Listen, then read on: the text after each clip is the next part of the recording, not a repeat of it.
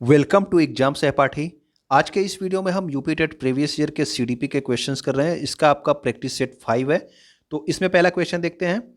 Stanford बीने परीक्षण किसका मापन करता है? तो स्टैनफोर्ड बीने परीक्षण आप सबको पता होगा किसका मापन करता है। व्यक्तित्व का, पढ़ने की दक्षता का, बुद्धि का, या फिर उपयुक्त में से कोई नहीं। तो स्टैनफोर्ड बीने परीक्षण जो बनाया गया था वो बुद्धि के मापन के लिए बनाया गया था। ठीक है ना। तो ये भी आपको याद रखना है कि ये कब जो है बनाया गया था। एक बार सन आपसे पूछा जा चुका है। तो स्टैनफोर्ड बिने स्केल को 1916 में बनाया गया था और यह बुद्धि का मापन करता है। और जो पहला बुद्धि परीक्षण बनाया गया था वो 1905 ईस्वी में बिने साइमन टेस्ट के नाम से बनाया गया था। ठीक है। अगर आपसे पहला बुद्धि परीक्षण पूछा जाएगा तो वो बनाया गया था 1905 में बिने साइमन टेस्ट के नाम से। और ये जो आपका स्टैनफोर्ड बिने स्केल है ये कब आया था? तो ये 1916 में आया था। ठीक है ना। तो ये दोनों आप लोग याद रखेंगे। अगला है आपका क्वेश्चन नंबर 2। निम्नलिखित में से कौन सा युग्म सही सुमेलित नहीं है? पूछा जा रहा है कौन सा एक सही सुमेलित नहीं है। सीखने का उद्दीपक अनुक्रिया सिद्धांत, उद्दीपक यानी कि स्टिमुलस और रिस्पांस, इसको जो है आपको शार्ट में एस आर जो है सिद्धांत भी लिखा होता है। तो ये भी आप याद रखा कि एस आर सिद्धांत किसने दिया है? तो वो दिया है थार्नडाइक ने। ये आपका सही है। सीखने का क्रिया प्रसूत अनुबंधन यानी कि ऑपरेंट कंडीशनिंग, तो क्रिया प्रसूत अनुबंधन आपके बीएफ स्किनर से संबंधित है, ये भी आपको पता होगा। सीखने का क्लासिकल सिद्धांत यानी कि क्लासिकल कंडीशनिंग किसने दी है? तो वो दी है आपके पावलोव ने। ये भी आपका सही है। तो निम्नलिखित में से कौन सा सही सुमेलित नहीं है? तो वो आपका हो गया सीखने का समग्र सिद्धांत, होलिस्टिक थ्योरी, हल। ठीक है, ये आपका सही सुमेलित नहीं है। बाकी ऊपर के तीनों आपके सही सुमेलित हैं। ठीक है। तो क्लार्क हल ने क्या दिया था? तो क्लार्क हल जो थे इन्होंने दिया था क्या? गोल ग्रेडियंट थ्योरी और ड्राइव रिडक्शन थ्योरी। तो ये दो जो है सिद्धांत किसके थे? ये क्लार्क हल के थे। ये वाला सिद्धांत क्लार्क हल का नहीं है। ठीक है ना।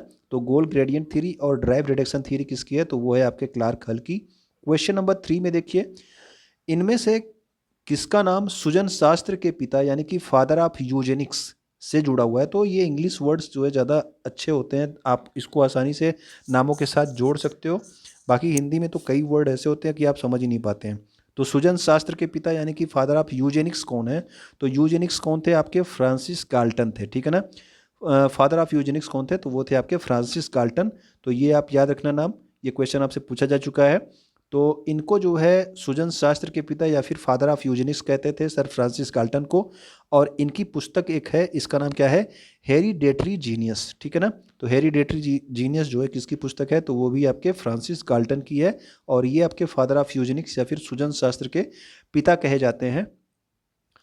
क्वेश्चन नंबर 4 है, निम्नलिखित में से कौन सा अधिगम के पठार का कारण नहीं है? यानी कि किसकी वजह से अधिगम का पठार नहीं बनता? तो अधिगम का पठार जो बनता है वो जो है छात्र के जो है संबंधित ही होता है। यानी कि छात्र में कुछ अंदर में कमी है या फिर कोई उससे संबंधित समस्या है, उसी वजह से होता है।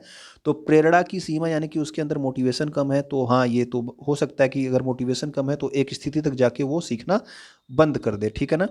उसके बाद शारीरिक सीमा यानी कि उसकी शारीरिक सीमा ही नहीं है, किसी कौशल को वो सीख ही नहीं पाएगा। जहाँ तक उसकी सीमा है केवल वहीं तक सीख पाएगा, उसके आगे नहीं सीख पाएगा, तब भी अधिगम का पठार बन जाएगा। ज्ञान की सीमा यानी कि वो जो है इससे ज़्यादा वो चीज़ें जो है ग्रहण ही नहीं कर पा रहा है, वो नहीं सीख पा रहा है, तो वो भी आपके ज्ञान की सीमा, ये भी सही है। तो अधिगम के पठार का जो एक कारण नहीं है वो क्या है? विद्यालय का असहयोग। तो इसकी वजह से जो है अधिगम नहीं मतलब अधिगम का पठार नहीं बनता है। अधिगम का पठार बच्चे के जो है वजह से ही होता है। ठीक है ना। तो अधिगम के पठार जो है देखिए, सीखने के पठार बनने के मुख्य कारण जो है यहाँ पे बताए गए हैं कौन कौन से हैं। तो ये आप देख लेंगे।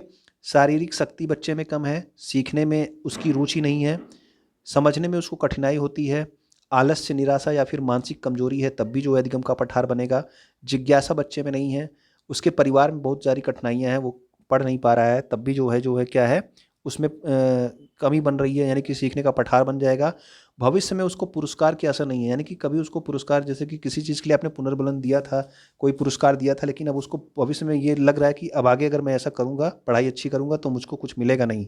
तो इस वजह से भी वो जो है सीखने का पठार बन जाता है। यदि वो बीमार है या फिर अस्वस्थ है उसकी वजह से, और अभिप्रेरणा की कमी तो आप जानते हैं, यानी कि मोटिवेशन नहीं बन पा रहा है, तब भी जो है क्या होगा? अधिगम का जो है पठार बन जाएगा। ठीक है ना। वो आगे नहीं सीख पाएगा, एक एक समय के बाद उसका जो है सीखना रुक जाएगा। अधिगम अनुभव और प्रशिक्षण के परिणाम स्वरूप व्यवहार में परिवर्तन है, यह किसने कहा था? तो ये भी आपका देखिए एक कथन वाला क्वेश्चन है। तो कथन वाले क्वेश्चन में जो है मुझे तो नहीं लगता कि ये कोई सब याद कर पाएगा। तो इसमें आप क्या करेंगे, एक टिक मारेंगे, ठीक है ना।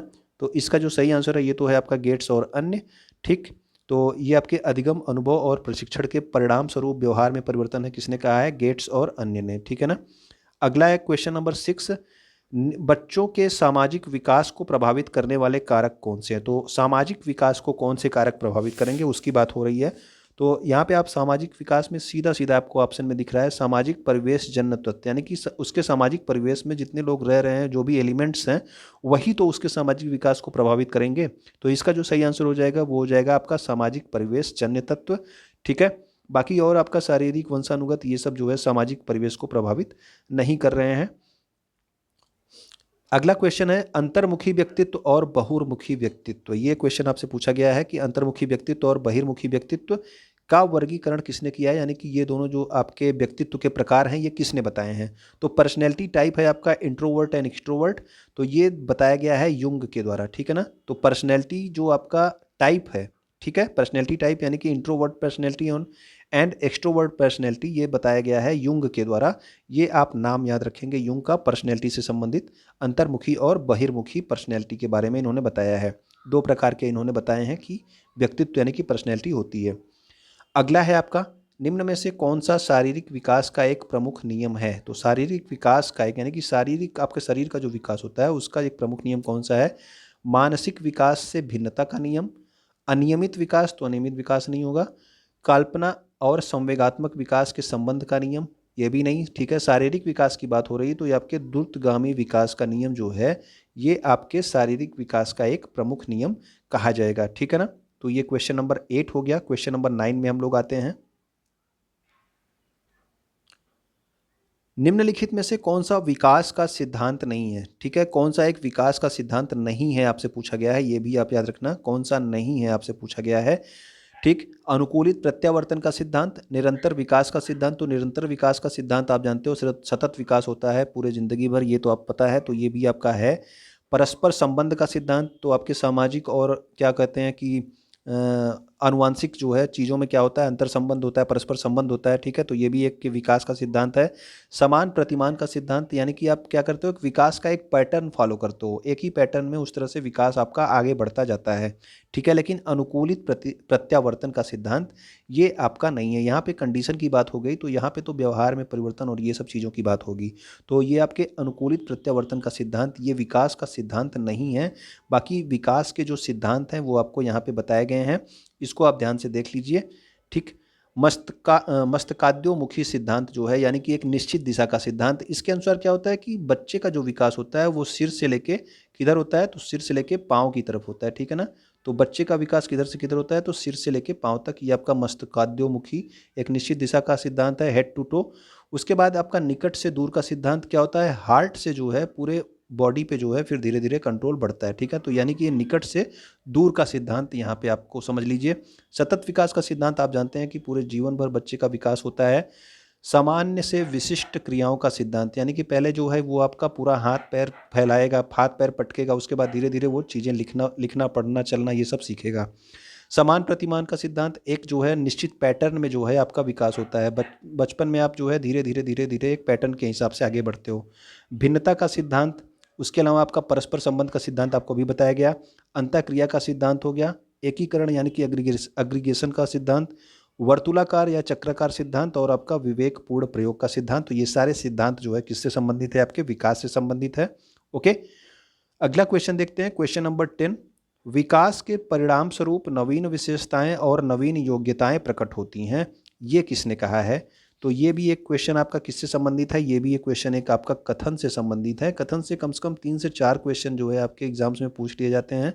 तो इसमें आप क्या कर सकते हैं, इसमें आप जो है एक टिक मार के आएंगे, वो आपका सही हो जाएगा तो आपको 1 नंबर मिलेगा, नहीं तो 1 नंबर आपका गायब, ओके। तो ये कथन जो है दिया गया था किसके द्वारा, ये कथन दिया गया है गेसेल के द्वारा, ओके।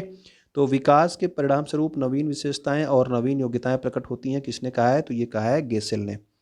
अगला देखिए, क्वेश्चन नंबर 11 है, मूल प्रवृत्तियों को 14 प्रकार से किसने वर्गीकृत किया है। तो ये आपको पहले भी 2-3 बार बताया जा चुका है, आपको पता होगा जब भी मूल प्रवृत्तियों की बात आएगी 14 प्रकार से वर्गीकृत किसने किया है, ये आपको बताया गया किसने किया है, मैकडूगल। ठीक है ना, तो मैकडूगल का नाम है, आप याद रखेंगे कि मूल प्रवृत्तियों को 14 प्रकार से वर्गीकृत किया है मैकडूगल ने। और ये देखिए यहाँ पे क्या है कि मैकडूगल ने 14 प्रकार के संवेगों यानी कि जो आपके इमोशंस होते हैं, इन्होंने बताया कि 14 प्रकार के आपके इमोशंस हैं और इन्हीं से जो है 14 प्रकार के इंस्टिंक्ट्स यानी कि मूल प्रवृत्तियों का विकास होता है। ठीक है ना, 14 प्रकार के संवेगों से 14 प्रकार की आपकी मूल प्रवृत्तियां बनती हैं। किसने बताया है, मैकडूगल ने। ओके, क्वेश्चन नंबर 12 में आते हैं हम लोग। किसी वस्तु की अपेक्षा एक वस्तु पर चेतना का केंद्रीकरण अवधान है, यह कथन किसका है। तो देखिए यहाँ पे फिर से कथन वाले क्वेश्चन आपसे पूछे गए हैं।